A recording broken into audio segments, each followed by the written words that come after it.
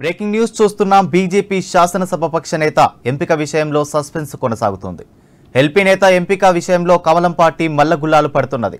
దీంతో floor leader లేకుండానే Telangana BJP ఎమ్మెల్యేలు బడ్జెట్ సమావేశాలకు హాజరయ్యారు. బీజేపీ ఎల్పీ నేత రేసులో Nirmal MLA Aleti Maheshwar Reddy, Kamareddy MLA Venkataramana Reddy, Adilabad MLA Payal Shankar పేర్లు వినిపిస్తున్నాయి. మహేశ్వర్ రెడ్డికి 2 సార్లు ఎమ్మెల్యేగా గెలిచిన అనుభవం ఉంది. అటు అసెంబ్లీ ఎన్నికల్లో కామారెడ్డి నుంచి మాజీ సీఎం కేసీఆర్, ప్రస్తుతం సీఎం రేవంత్ రెడ్డిపై గెలిచి వెంకటరమణారెడ్డి సంచలనం సృష్టించారు. ఇక ఆదిలాబాద్ ఎమ్మెల్యే పాయల్ శంకర్ తొలిసారి గెలిచి అసెంబ్లీలో అడుగుపెట్టారు. సీనియర్ ఎమ్మెల్యే రాజాసింగ్ పేరును మాత్రం ఎల్పీ నేతగా బీజేపీ పరిగణలోకి తీసుకోవటం లేదని తెలుస్తోంది.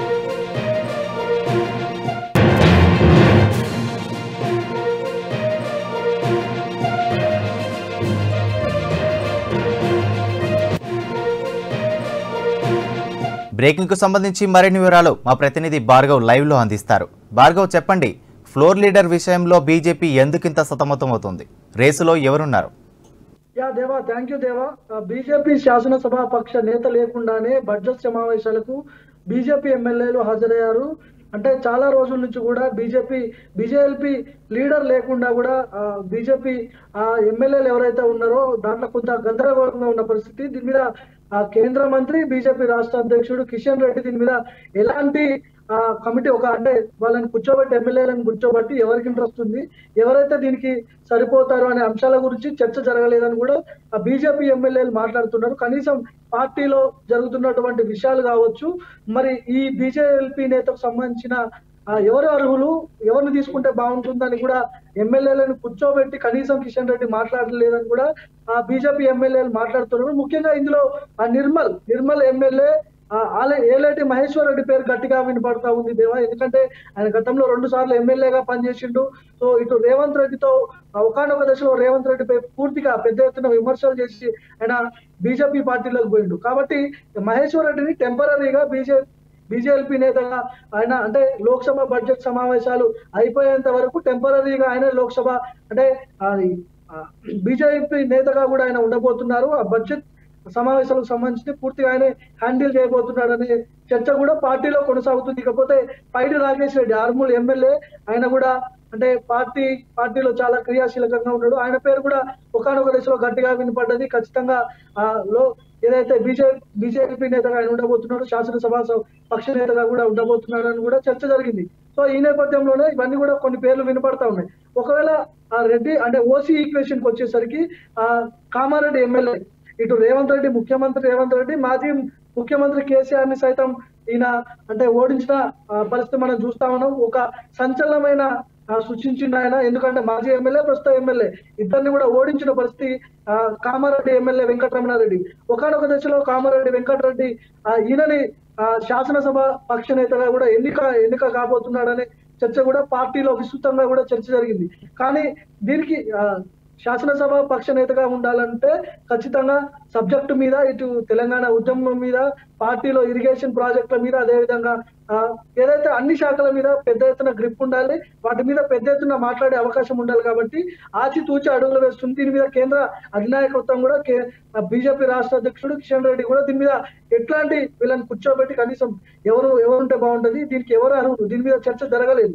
పార్టీలో మాత్రం బీజేపీ ఎమ్మెల్యేలు మాత్రం ఖచ్చితంగా పార్టీకి సంబంధించిన వ్యవహారాలు కావచ్చు, ఇటు జరుగుతున్నటువంటి అన్ని కూడా మాకు చెప్పే ప్రయత్నం జరగట్లేదు, ఖచ్చితంగా సొంత నిర్ణయాలు తీసుకుంటున్నారని కూడా ఎమ్మెల్యేలు మాట్లాడుతున్నారు. ఓసీ ఈక్వేషన్కి వచ్చేసరికి ఇటు వెంకటరమణారెడ్డి పేరు వినిపిస్తా ఉంది, ఏలేటి మహేశ్వర్ రెడ్డి పేరు వినిపిస్తా ఉంది గట్టిగా. ఇటు బీసీ ఒకవేళ బీసీ నినాదం తీసుకుంది కాబట్టి బీజేపీ బీసీ ముఖ్యమంత్రి అన్నారు. గతంలో అమిత్ షా కూడా ప్రకటన చేసిండు, కొన్ని బహిరంగ సభలో మోడీ కూడా మాట్లాడిండు. అయితే ఒకవేళ బీసీని తీసుకొచ్చే అవకాశం ఉంటే బీసీ ఈక్వేషన్కి వస్తే పైడి రాకేష్ పాయల్ శంకర్, ముఖ్యంగా ఆయన ఆదిలాబాద్ ఎమ్మెల్యేగా ఉన్నాడు, ఆయన పేరు కూడా వినపడతా ఉంది పాయల్ శంకర్. సో ఇటు రాజాసింగ్ బీసీ నేతగా ఉన్నాడు, ఆయన కూడా గోషామాల్ ఎమ్మెల్యేగా ఉన్నాడు, ఆయన పేరు కూడా వినపడ్డది. సో సూర్యనారాయణ పేరు కూడా వినపడ్డది. బీసీ వాళ్ళకి అంటే శాసనసభ పక్ష నేతగా ఉన్నటువంటి ఒకనొక దశలో గతంలో రాజాసింగ్ పేరు వినపడ్డది. గతంలో ఆయన పేరు ఏమంటాడు, ఆయన శాసనసభ పక్ష నేతగా ఉండబోతున్నాడు అని చర్చ జరిగింది. కానీ అది పూర్తి స్థాయిలో ఇంప్లిమెంట్ కాలేదు. రాజా సింగ్ అంటే కొంత కాంట్రవర్సీగా వార్తల్లో నిలుస్తుంటాడు, హిందుత్వం అంటాడు, కులమత ద్వేషాలు వీటన్నిటి మీద రెచ్చగొట్టే వ్యాఖ్యలు చేస్తాడని కూడా ప్రతిపక్షాలు ఎప్పటి నుంచో మండిపడుతున్నాయి. వాటి మీద ఆయన కొద్దిగా కాంట్రవర్సీ వార్తలు ఉంటాయి కాబట్టి ఆయన కొద్దిగా పక్కన పెట్టే ఆప్షన్ అయితే కనిపిస్తా ఉంది. ఖచ్చితంగా లోక్సభ పక్ష నేత దీనికి సంబంధించి రాజా సింగ్ అర్హుడు కాడు అనేది అయితే పార్టీలో విస్తృతంగా చర్చ జరుగుతా ఉంది. సో మొత్తానికి ఇక్కడ బీసీ ఈక్వేషన్ తీసుకుంటే ఇటు పైడి రాకేష్ రెడ్డి, పాయల్ శంకర్ ఇద్దరి మధ్యలో పోటీ ఉండే అవకాశం ఉంది. లోక్సభ సభాపక్ష నేతగా ఇటు ఓసీ సామాజిక వర్గానికి సంబంధించిన వెంకటరమణారెడ్డి కావచ్చు, ఏలేటి మహేశ్వర్ రెడ్డి కావచ్చు. ఏలేటి మహేశ్వర్ రెడ్డి గతంలో 2 సార్లు ఎమ్మెల్యేగా పనిచేసిండు. కాంగ్రెస్ పార్టీలో ఆయన ఏఐసిసి సెక్రటరీగా కూడా పనిచేసిన నేపథ్యంలో ఏఐసిసి నేతలతో చాలా టచ్ లో ఉన్నాడు, పెద్ద పలుకుబడి ఉన్న నేత కాబట్టి కాంగ్రెస్ పార్టీని విమర్శించి ప్రస్తుత ముఖ్యమంత్రి రేవంత్ రెడ్డిని విమర్శించి ఆయన బీజేపీలో చేయడం జరిగింది. సో ఇప్పుడున్న ప్రస్తుత ఎమ్మెల్యేలో 8 మంది ఎమ్మెల్యేలు ఖచ్చితంగా ఏలాంటి మహేశ్వర్ రెడ్డి అయితేనే కరెక్ట్. ఆయన ఇటు బీఆర్ఎస్ కావచ్చు, ఇటు కాంగ్రెస్ కావచ్చు, 2 పార్టీలను బ్యాలెన్స్ చేసి అసెంబ్లీలో ఖచ్చితంగా ఇద్దరిని ఎదుర్కోవాల్సి ఉంటుంది. కాబట్టి సబ్జెక్టు పై అవగాహన ఉండాలి, ఖచ్చితంగా అన్ని శాఖల మీద గ్రిప్ ఉండాలి. ఎవరెవరు అధికార పార్టీ ఎమ్మెల్యేలు కావచ్చు, ఇటు ప్రతిపక్ష పార్టీ ఎమ్మెల్యేలు కావచ్చు, ఎవరు మాట్లాడినా కూడా వాళ్ళకు ధీటుగా సమాధానం ఇచ్చే దిశగా ఉండాలి. కాబట్టి ఎలాంటి మహేశ్వర్ రెడ్డి పేరు ఖచ్చితంగా దాదాపు ఖరారు అయిపోయినట్టే. ఖచ్చితంగా త్వరలో కూడా ఆయన లోక్సభ ఎన్నికల తర్వాత ఆయన లోక్సభ పక్ష నేతగా కూడా ఆయన బాధ్యతలు స్వీకరిస్తారని కూడా పార్టీలో చర్చ జరుగుతా ఉంది. దేవా.